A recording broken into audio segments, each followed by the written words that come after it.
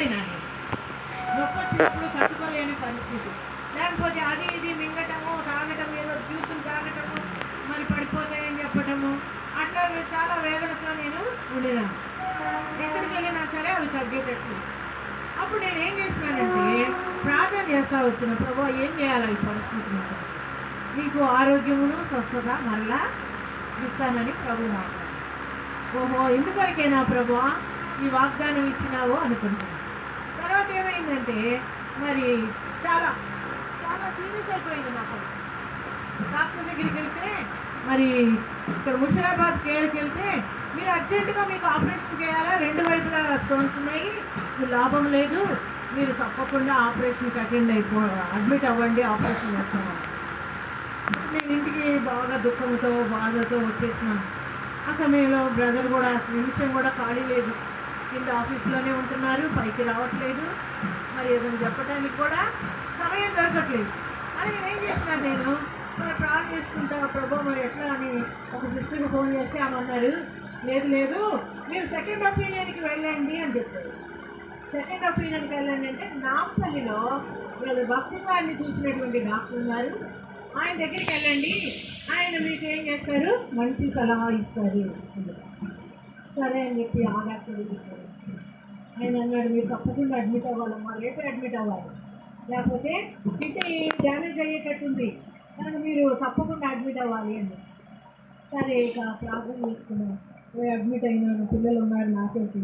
మరి ఒకవైపు ఫస్ట్ 2 రోజుల తర్వాత నాకు ఒకవైపు లెఫ్ట్ సైడ్ తీసేస్తున్నారు, మరి చిన్న ఆపరేషన్ చేసి తీసేస్తున్నారు.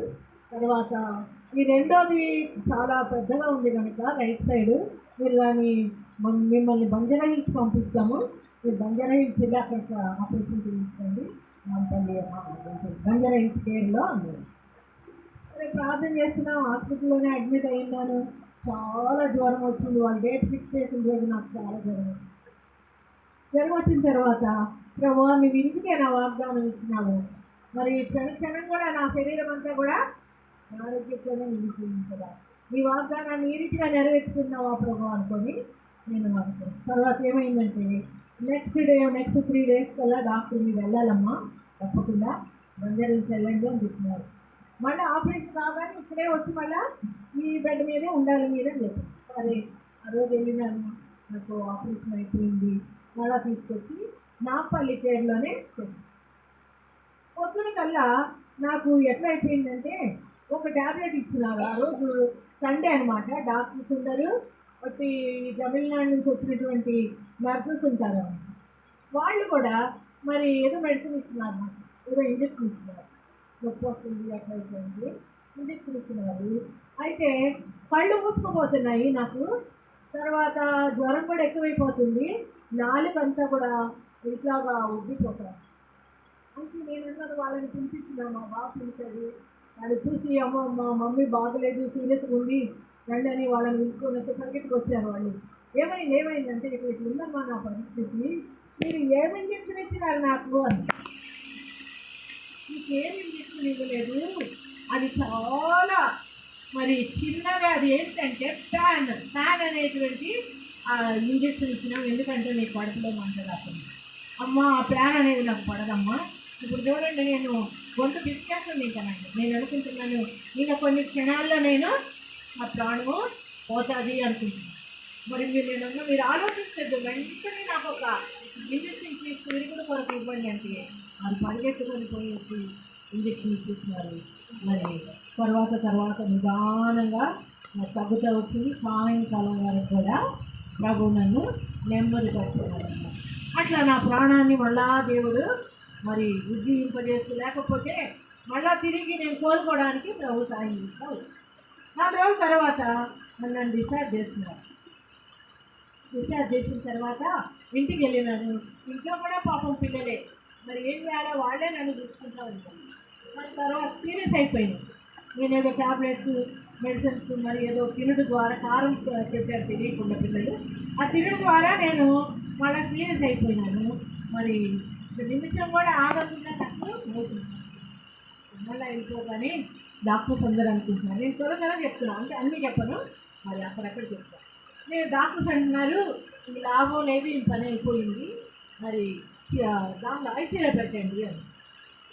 ఐసీలో పెట్టినారు, కానీ 4 రోజుల తర్వాత మరి 4 రోజులు కూడా నేను మనిషిలాగా లేను. ఎవరో వస్తున్నారు, పోతున్నారు, ఇంజక్షన్ ఇస్తున్నారు, ఏదో నోట్లో పోస్తున్నారు, చలి అంటే మళ్ళీ అది కొద్దిగా తగ్గిస్తున్నారు, వేసుకు తగ్గిస్తున్నారు, అట్లా ఉండింది. 4 రోజులు కూడా రెఫరెన్స్ సిస్టర్సే నా దగ్గర వచ్చి పలుకుతున్నట్టు, నా తల దగ్గర నిలబడినట్టు, వాళ్ళ పేర్లు చెప్పను, వాళ్ళందరూ వచ్చి పలకరిస్తున్నట్టు, కానీ వాళ్ళు ఎవరు రాలేదు. వాళ్ళందరూ వచ్చి పలకరిస్తున్నట్లు అట్లా అయిపోయింది నాకు. ఇప్పుడు వీళ్ళందరూ చూసేవా ఎంత చక్కగా నన్ను వచ్చి దర్శిస్తున్నారు, అట్లా ఇట్లా అనుకున్నారు. తర్వాత ఇంకేమైందంటే, ఈమె లాభం లేదు, వీళ్ళని ఇంకా సీరియస్ ఉన్నటువంటి వార్డులో వేసేయండి, ఒక 2-3 రోజుల్లో ఈ పని అయిపోతుంది, మనకు ఆ 3 రోజులు కూడా చెప్పలేమంట, ఈమెని ఒక పేషెంట్ 2 పేషెంట్స్ ఉన్న వార్డులోకి వేసేయండి, చాలా సీరియస్ వార్డులో నన్ను వేసేసారు. అయితే నేను ఆ సీరియస్ వార్డులో ఉంటే ఎవరు కూడా నాకు కాఫీ కానీ టీ కానీ ఏమి ఇస్తలేదు. 2 రోజులు అయిపోయింది, ఎవరైనా నర్సెస్తో నేను అమ్మ నాకు టీ తెచ్చిందమ్మా అని అడుగుతుంది. ఎందుకంటే నాకు టీ అంటే చాలా ఇష్టం. ఏప్రిల్లో అన్నం తినకుండా ట్రైనింగ్లో ఉన్నప్పుడు టీ తాగి తాగి బతికేదాన్ని. అన్నం తినకుండా అన్నం తినాలంటే ప్లేట్ పట్టుకొని వెళ్ళాలి అడుక్కున్నట్టుగా. అందుకని ఏం చేసి నేను టీతోనే కడుపు నింపుకునేదాన్ని.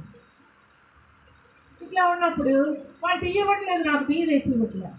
నర్సులు చెప్తే ఒక నర్సు ఉంది, సరే మీకు ఆర్డర్ ఇస్తాము, మీరు ఈ ఫోన్ నొక్కండి, నొక్కమంటే మీరు బాబు నొక్కుతాడు, వాళ్ళే తీసుకొచ్చి ఇస్తారు మీకు అని చెప్పి